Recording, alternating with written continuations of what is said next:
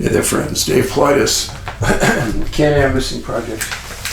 And we're here with the executive producer of the show, Huck L. Berry.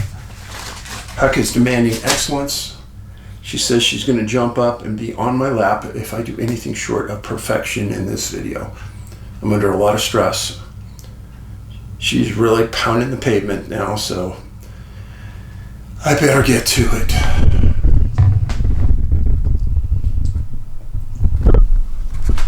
You know, today, got a little treat for you. Yeah, we're going to talk about two cases. They're good ones. But we're also going to talk about some things on the periphery that I've talked about before in my movies and privately, right here.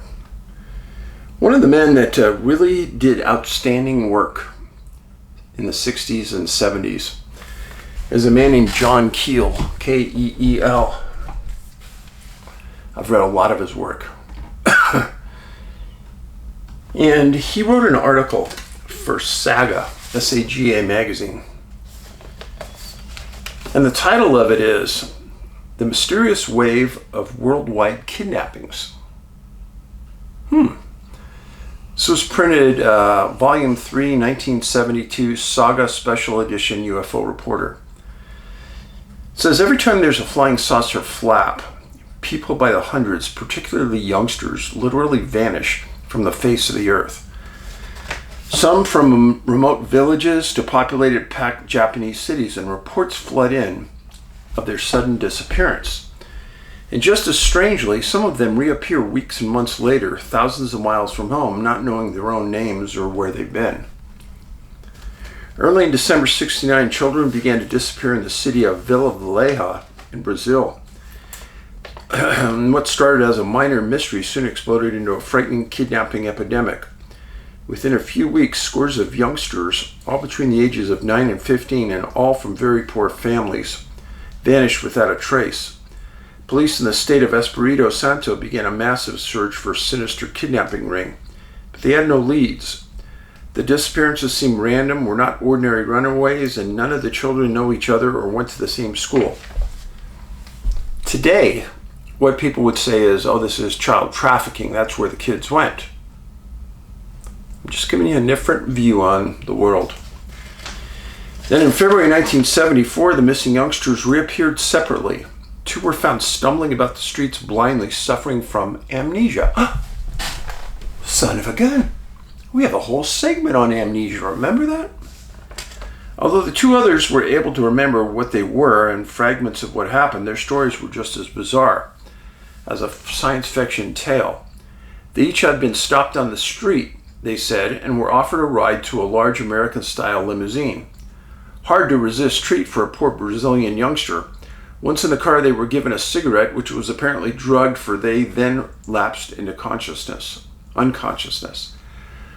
One returnee recalled that he awoke in a small hut, hands tied and foot, and that a stranger finally freed him and told him how to find the nearest police station.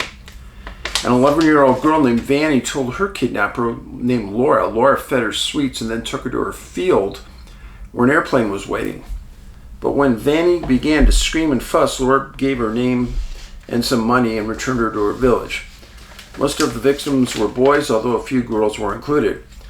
Once the kidnapping wave began to receive publicity, several youths who had heard of it had narrow escapes, fleeing the big cars and their mysterious occupants when they were offered lifts. Brazilian correspondent Eduardo Keffel reported in the German magazine Die Bunte Illustrate, March 21st, 1970, that the police were speculating that a slavery ring was operating in the area, but the possibility exists that saucer men may have been the culprits. Some have been handed down as rumor and myths, others have been heavily documented and repeated in books dealing with unusual events. The celebrated Pied Piper of Hamelin, Germany is more than just a charming children's story. A stranger actually did appear in Hamelin in the Middle Ages, and he did lure 150 kids away, never to be seen again. The event is still celebrated in Hamelin each year with a festival. One of the first colonies in the New World, the Roanoke Island colony, established in 1585 off the coast of what is now North Carolina, disappeared magically. Virginia Dare, the first child of European descent born on this continent, was among the missing. The local Indians were not hostile and were as baffled as the colony's disappearance as the explorers that searched for it. Historians have been arguing the fate of Miss Dare and her compatriots ever since. Actually, the colony on Roanoke has had some interesting play lately without many good results. More recently, in the summer of '67, another very peculiar report came out of the Canadian North, an Indian village, accessible only by air. This case came to the attention of a leading Canadian investigator named Brian Canam. He pieced it together from the stories told by bush pilots and hunters. According to Canam, about 40 Indian school children suddenly vanished from the village one weekend. 48 hours later, they all reappeared, unharmed, bubbling over with an amazing story. They had been taken, they said, by a group of very small men who subjected them to various examinations but treated them well. When they were released, the children were given a small white cube which was sweet but did not melt like sugar. Since the village is so remote, there has never been an on-the-spot investigation by Mr. Canam or other competent researchers. The case must remain pure hearsay, but it is not unique. The fairy tales of Ireland and northern Scandinavia contain many similar accounts. Little people, fairies, leprechauns, who are supposed to have frequently indulged in kidnapping. Even today, there are periodic epidemics of vanishing children. One district in Sweden has had so many little people reports that for the centuries it's been officially known as Elfland. One of the more celebrated cases of occult kidnapping took place there in 1668 as the peak of the worldwide witch craze. 100 children in the villages of Mora and Elfdale were allegedly lured into the night to participate in strange rites. A trial was later held, so there are extensive records of the whole affair. The judges were impressed with the fact that all 100 victims gave identical details. 15 of the children were later executed, while 60 others were sentenced to be whipped once a week for a year. Their stories involved mental telepathy, astral projection, strange entities who possess the power of flight and amnesia. All of these things are familiar ingredients in modern flying saucer stories.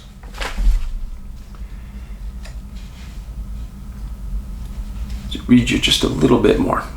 In reviewing this bizarre case, the British psychotherapist Peter Robson recently commented, "Suppose there was a black magician possessing immense powers that included the ability to set up some form of telepathic communication with the untroubled mind of a sleeping child. And not just one child, but 100. Subconsciously, the children receive an order to go to a certain place at a certain time." Reminds me of an X-Files episode. The next day, the children rendezvous at a gravel pit near the crossroads. Gravel pits repeatedly come up with flying saucers and Bigfoot. The magician appears and leads them like a kind of satanic Pied Piper. Afterwards, the children are ordered to forget the place and the way to it. Their memory of the journey is hypnotically supplanted by a surrealist dream.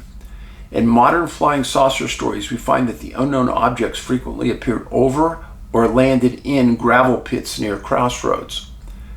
Innumerable UFO witnesses have reported received telepathic messages and have also suffered from amnesia. Modern psychiatrists and psychologists investigating UFO contacts have concluded that the witnesses had actually experienced a surrealistic dream and that their memories of what actually took place were replaced by false memories of visits to other worlds. This process is known as confabulation and may be a vital key to the whole flying saucer mystery. In other words, just as the children of 1668 remembered incredible, if not altogether impossible, meetings with a black magician or the devil, a modern flying saucer contactees may be remembering only what they have been programmed to remember. I've heard the same thing many times. The truth is, that many abductees come back and tell almost identical stories of being on metal tables, eggs being removed, sperm being removed, forced sexual encounters, etc., etc. And it's just not one. There are hundreds. I don't think that everyone has had their memory wiped clean, although many do and have. Now, why I read you that is because the mass kidnappings or missing people goes all the way back to the 60s, 70s in modern day literature. This isn't something new. What's new is that somebody like me put it together and said, well, this might not be happening just in Brazil. It might be happening right here.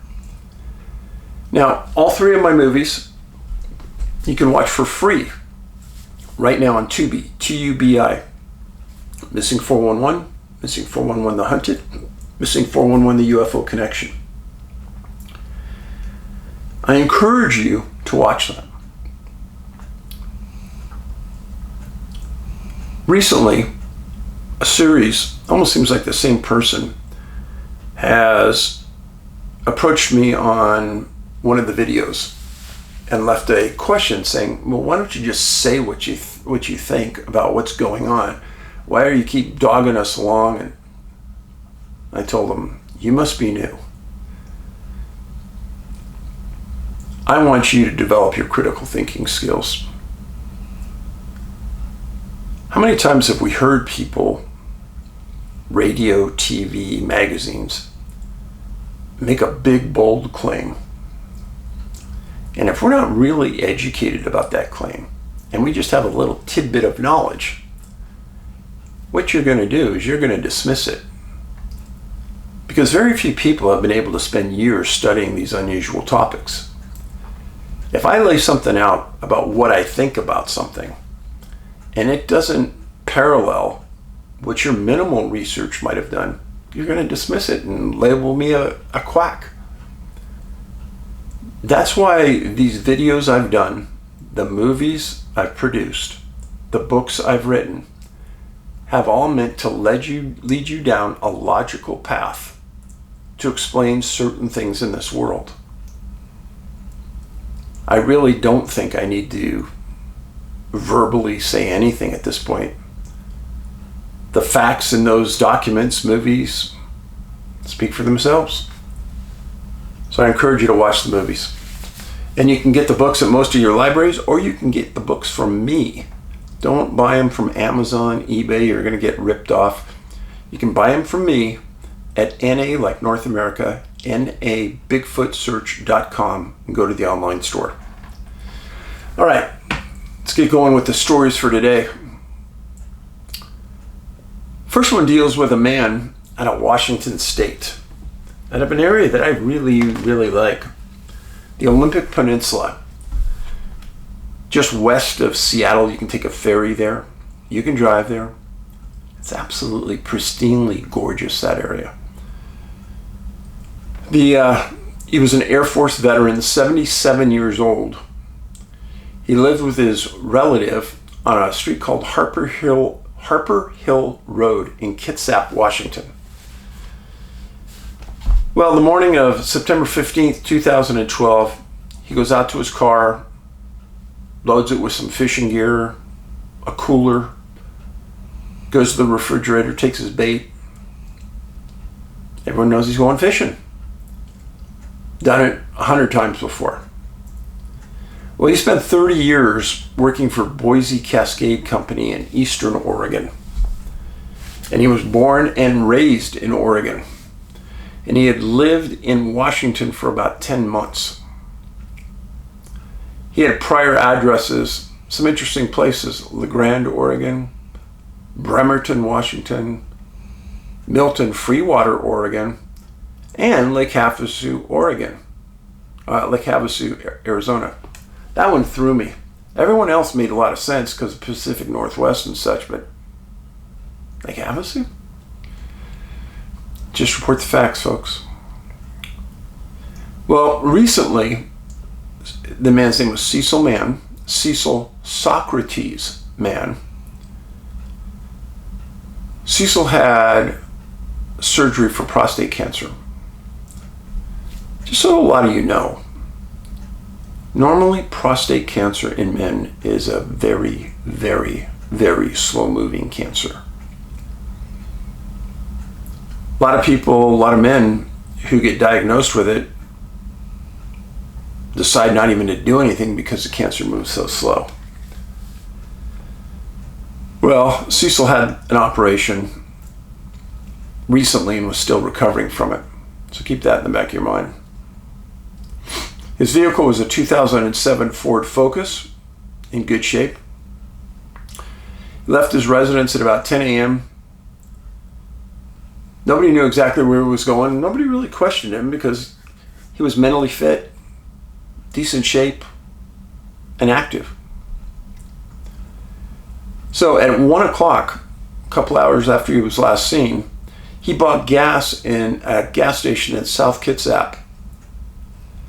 The attendant had seen Cecil before and had commented that he's normally really sharp, but today he seemed a little confused. That's what he told the investigator later. Well, at 5:30 that same night, Cecil tried to call his daughter, couldn't get through, and left a garbled voicemail. Nobody ever knew what was said in the voicemail,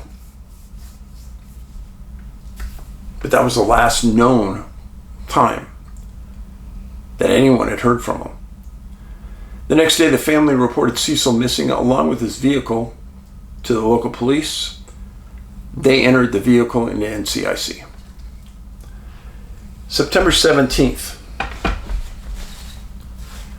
deputies were working on a remote dirt road out of Quilcene, south of Port Angeles, on the far east side of the Olympic Peninsula. And this is the Tunnel Creek trailhead off the Quilcene Road. Olympic National Park is just about right here. It's really, really close. So deputies come upon a car that seems to be disabled right in the middle of the road. They look under it, and there's some damage underneath, some undercarriage damage. You know, it was considered a 4x4 road. And they go in the car and they look, and his cooler's still there, fishing rods are still there, bait's still there, keys are gone, he's gone. And on the dashboard, he had one of those GPS devices that kind of sit in a cradle and you charge it.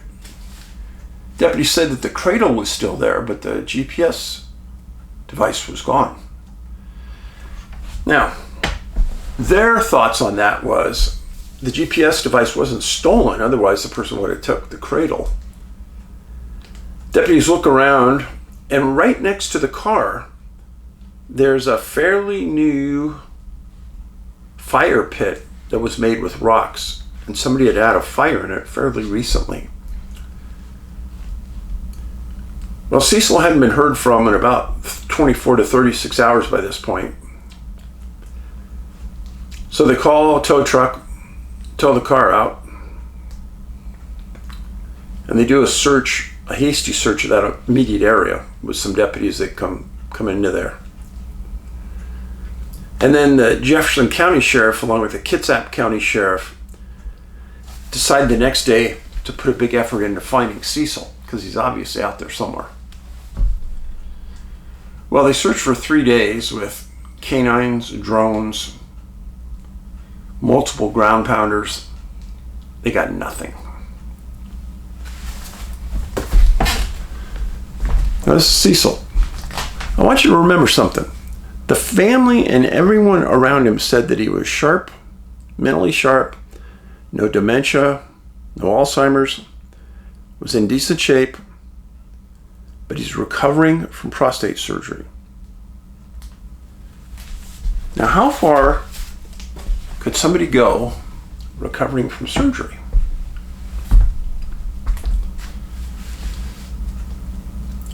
On September 25th, the chief criminal deputy for the county said publicly that he believes that Cecil's still in those mountains. Some people had reported to the sheriff in the days after the event that they thought that they had seen Cecil in the town's Safeway, acting strangely, not buying anything, but nobody approached him. They didn't know the exact date, so the deputies couldn't go to Safeway and have the CCTV pulled to see if it was him. But the head deputy said, no, we're sure he's in those mountains somewhere. We just haven't found him. Cecil's daughter, a woman named Linda Mann, spoke to the press. And she said she thinks that Cecil had a stroke because he had never had memory or confusion in the past. She also stated that he was an outstanding woodsman. He had spent a lot of time in the woods in his life, could take care of himself. Nobody was really worried about that. Now, this happened right on the fringe of Olympic National Park, within miles. Here's the questions that I have. Why didn't Cecil just follow the dirt road back down the hill from where he came? Logical, right? What was the message that he was trying to leave for his daughter? Logical. The deputy said the last time his cell phone pinged was in Jefferson County, which is a huge county. Doesn't really tell you anything. But if the person never had any confusion, mental health issues, what happened here? Really? Now, there's a ton of UFO and Bigfoot activity in this area. In fact, it's like Bigfoot Central right there. But that association between UFOs is huge. I was in this area about 7 or 8 months ago, and I actually probably went up that road just searching around. I was there for a conference at Ocean Shores, and we got there a day early just so we could spend a day investigating the Olympic Peninsula. Every time I have gone in there, I've never been disappointed. The beauty is a 9. There were never a lot of people. The uncomfortable factor was a 9. Every time I go in that area, something about it gives me the creeps. But yeah, the Olympic Peninsula, high on my list. So it's been 13 years. Nobody's ever found Cecil. How is that even possible? How is that even possible?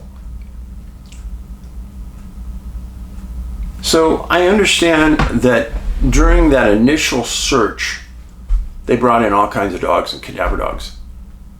But what about waiting 3 weeks and running those cadaver dogs back through the area again? I rarely hear that. Rarely.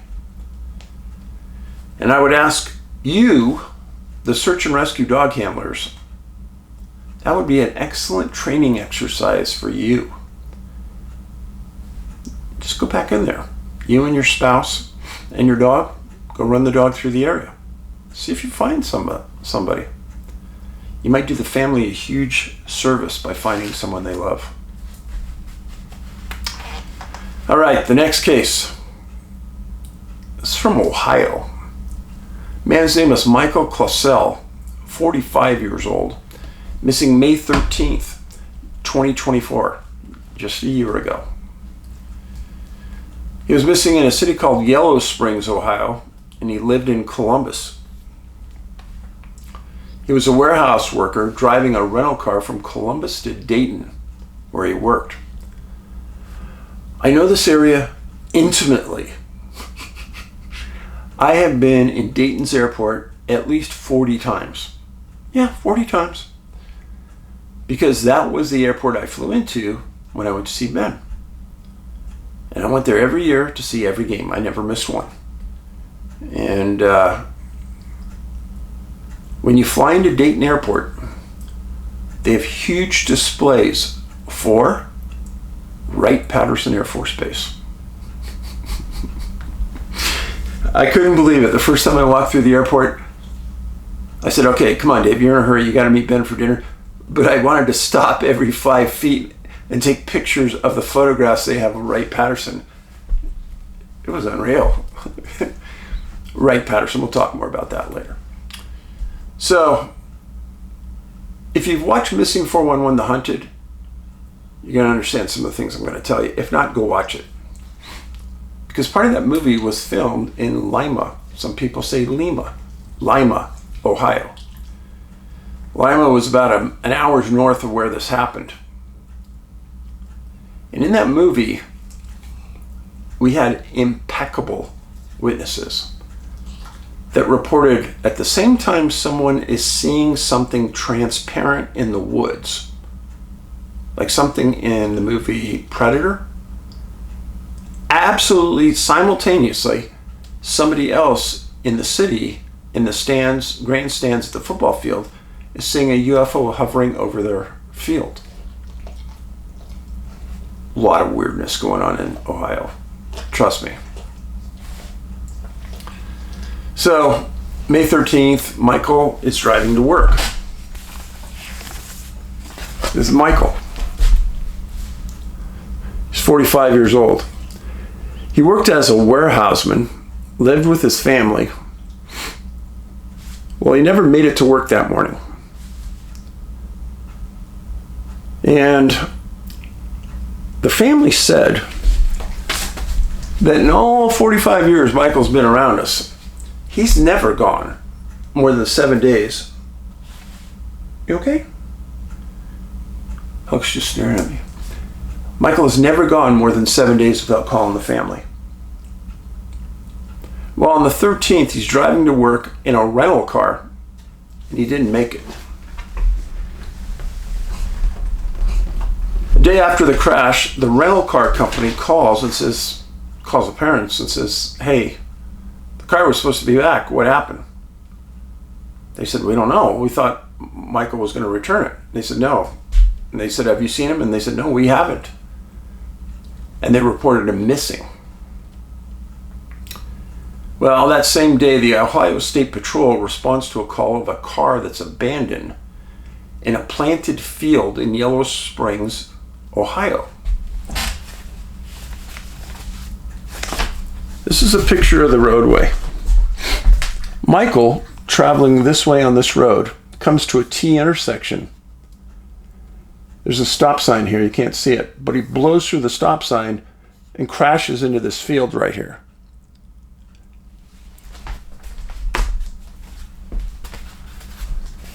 This is where the accident happened, at this intersection. Here's Wright-Patterson Air Force Base, 8 miles away, just to the west. All right? Now you're getting a feeling with what I knew. And here is a picture of the Ohio State Patrol crash scene that they responded to and took the report.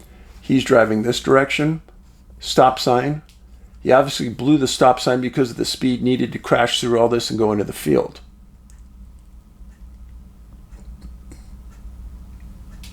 Okay?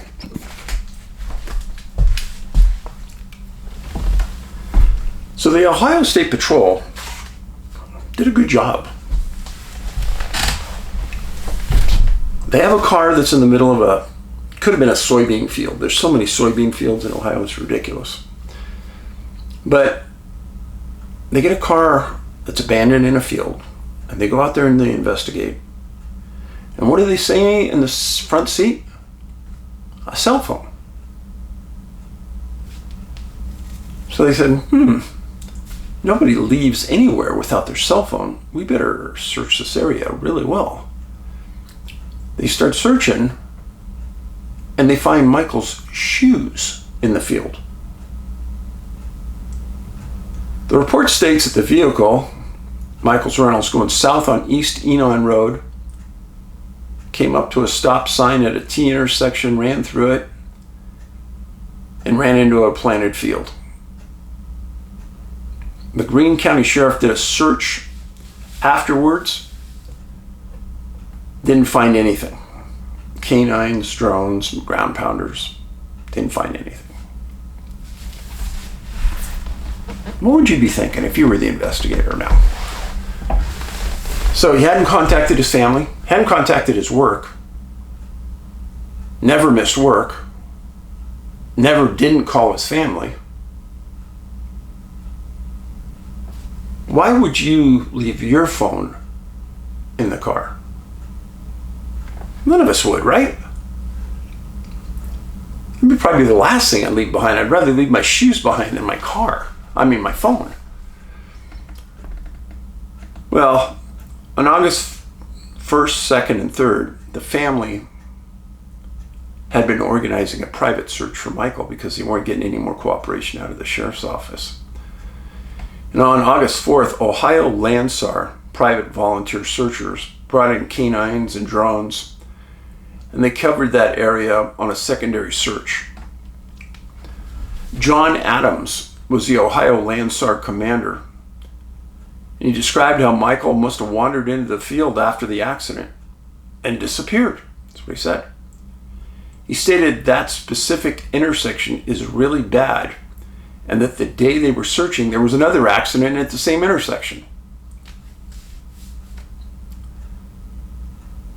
Well, approximately 60 miles from Yellow Springs is Lima, where The Hunted was filmed. And we highlight some of the most unusual activity I've ever highlighted anywhere. And the witnesses to that were absolutely impeccable. 8 miles west of the accident scene is Wright-Patterson Air Force Base. Now, come on. There's no other Air Force base in existence that has more association with UFOs, aliens, and mystique than Wright-Patterson.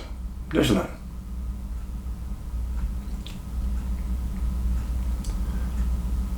Just so you know, the supposed alien bodies from Roswell were sent to Wright-Patterson.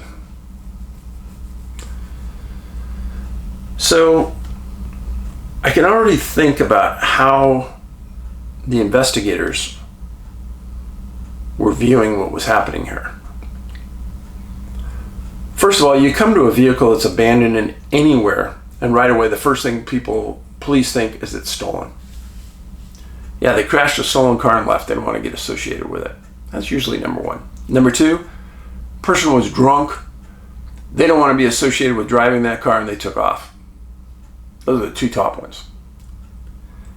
Now this happened in the morning. Michael's on his way to work. The chance that he was intoxicated, pretty low. Car wasn't stolen. He still had a day to take it back, or I think 16 hours to get it back, which he was headed in that direction. And let's just pretend, if he was intoxicated or under the influence, I understood why he ran. But now, at that time, it had been days and days after the accident. Why not contact your parents? Drugs and alcohol are out of your system. At least let them know you're okay. Never go on more than 7 days up to the point of the accident without calling your parents. It's an ominous sign. No contact now for 12 months. Ominous, not good.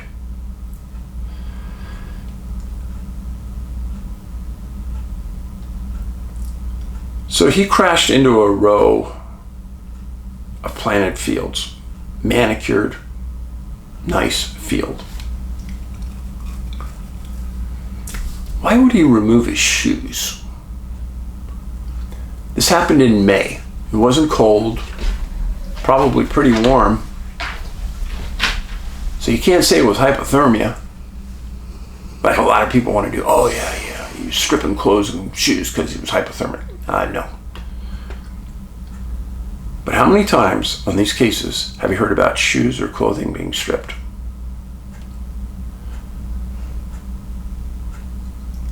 So, number one, why leave your phone? Number two, why take off your shoes? And I spoke to some people about this case just before I went on to make this video. And actually, one of my law enforcement friends, I said, why would somebody leave their phone in the car? And he said, Dave, the only answer really is they were physically unable to take it. And you think about, what does that mean? I know what it meant. Say you broke both your hands and you couldn't grip anything. Okay. Or you were overcome by a physical force and taken. Okay.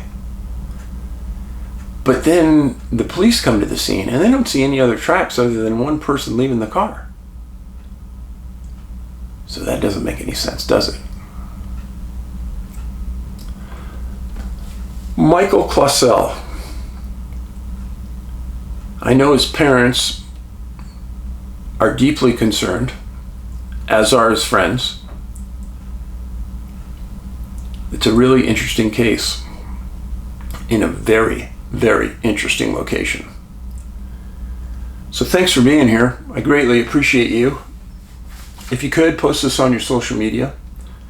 And remember, kindness doesn't cost us anything to be kind. No, it doesn't. And it'll be returned to you tenfold. That's the way karma works. Being nice. Lately, there's been some people not so nice on our videos. I'm sick of that dog. Why do you always show the dog? I just laugh.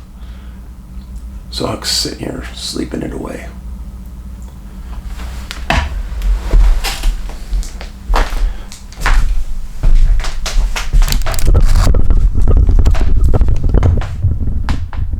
Here she is. The little girl sleeping it away. You guys take care. Be safe. Paulides out.